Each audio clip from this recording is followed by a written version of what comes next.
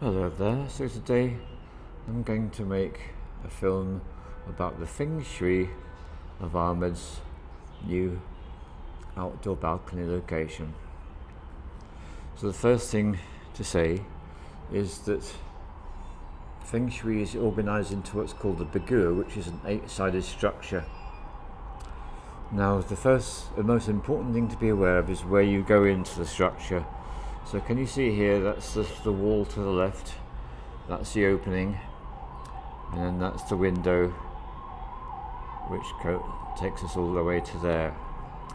So because the entrance has been organised here, this means we actually enter into this space in what is called contemplation. So this is the first of the 8 sections of the Bagua. So let me just turn this round to show you so you can see what I mean.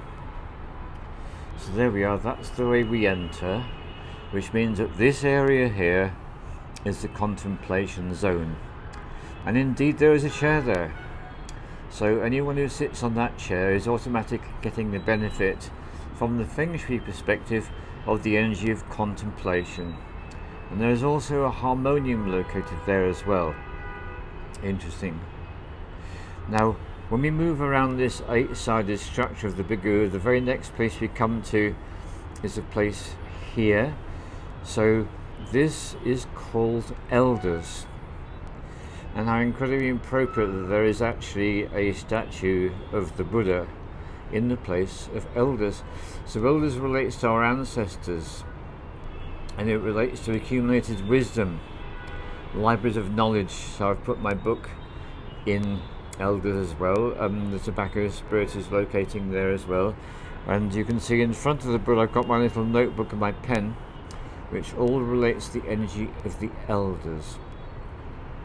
So I'm just going to give you a bit more of an understanding. If you can imagine you've got the Bagua, the 8-sided structure, and let us say that going in through the journey, so we're going in through contemplation there, going through contemplation, that's like the southwest corner. So here in the west we have Elders. Now if I was to move further along into this zone, the equivalent of the northwest, just to help you to orientate yourself, this is called Fortunate Blessings. So anyone who sits in this chair is going to be receiving the gift of Fortunate Blessings. And indeed it's between Elders, and it's from Elders onwards that we start to notice the presence of the plants. So this particular plant is still in the presence of the Elder section, but all the plants in this corner are in what is referred to as Fortunate Blessings. Now when we move further along to the centre of the balcony facing outside, this is what is called illumination. So you can see there's a seat there in illumination, and how incredibly appropriate, because of course we are literally illuminated by the sky, by the sun in this particular arrangement. But bearing in mind it all depends on where you go into the structure. I'll make that a little bit more clear when we actually come towards the end of this. So illumination obviously refers to exactly what you think, it's the light coming in. So so this is in the north position. If I move myself along to the northeast position, this is what is called relationships. And we've got the flowers, we've got the really vibrant plants here, and again there is a seat. So the great thing about the way he's organised this space, it's possible to sit down in every single one of these 8 positions. Now also in relationships we have the bell hanging. I've no idea about the significance of that, but it is a tool for communication because it sounds, so maybe that's why it relates to relationships. And if I move around, now we are in the east section, left and northeast are in the east section, and this is creativity. So this is where the drum is located, and it's also where this delightful place to recline is located. So anyone who chooses to sit in that particular spot is going to be getting the benefit of creative inspiration quite naturally by simply being in that position in the Feng Shui Bagua of this particular space. So what I'm describing to you in Ahmed's balcony space can be applied to any space, and I'm going to go into a bit more detail about that later on. Now, the space we have coming along here, and there's actually a speaker there, so if someone wants to say, Alexa, play some music of some particular type, that speaker would actually do that. So this is in what is called helpful friends. So you notice that the pillow where the person will put their head on the bed, that's in helpful friends. Yet again, there is somewhere to sit to experience the helpful friends energy. Now this is what I want to particularly show you. If he had arranged things differently, so that this door was open and the other door was closed, that would have meant that everyone was coming in through the influence of the helpful friends, but that's not the case. They're coming in through the influence of contemplation. Now, so that's in the southeast.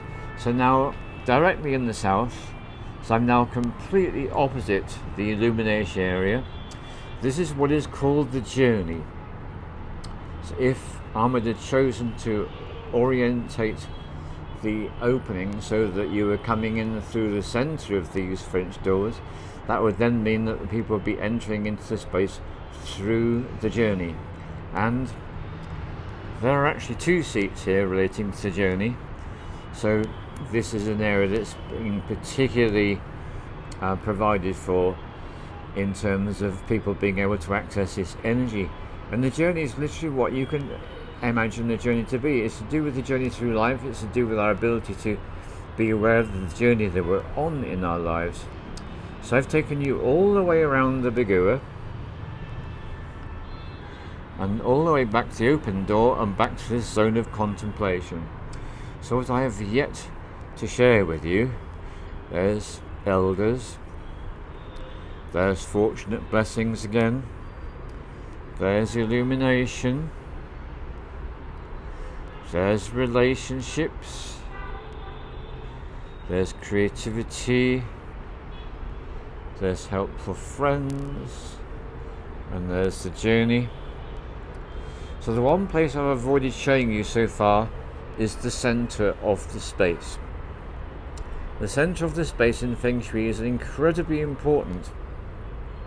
And what I like about Feng Shui is it does actually follow our natural human instincts, because what Ahmed has chosen to do, he's chosen to put the central tray with the water, the glasses, the ashtrays and the flute in the center of the space. So the center of the space is called the Tai Chi, and that means it contains both the yin and the yang in equal proportions, the active and the passive, the male and the female, the dark and the light, the open and the closed. So these fundamental forces that affect us all are exemplified in the very center of the space. And also in the very center of the space we have this artifact hanging up here as well. Can you see? So it is a really good idea in a space to have something special, something that has the ability to link and unite everyone. So clearly the water and the bottle and the glasses is providing that context. So that is the basic principle of Feng Shui and the Bagua. And what's so interesting to do is to notice how you've arranged your own space at home. What have you got going on in the bottom left corner, which is the place where I'm standing now, just at the entrance in contemplation? Where is your entrance in your space? Is it to the left? Is it to the right? Is it in the middle? Where exactly is it? Because we understand and orientate our perception of the Bagua by the way we come into space. So in a square space or rectangular space, it's going to be the space you come in. It's going to either be contemplation on the left, the journey in the middle, or helpful friends on the right, and everything from there onwards orientates itself. But what I've found so interesting, having spent a lot of time working with people about this, of course the Octagon where all the retreats were held, was a wonderful space for this, because being an 8-sided structure, it lent very well to it. And indeed, Ian had a very special space which was delineated with gold paint in the centre, and he made it in such a way that people could either use the space and stand in it, or you could move things out of having things out of the way, or you could put an altar there, a shrine, whatever felt appropriate. So it's interesting for you to have a look at the way you organise your home.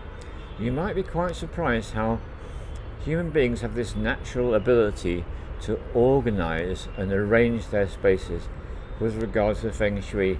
So mainly what we're doing with Feng Shui, we're taking something out of the unconscious realms and making it conscious.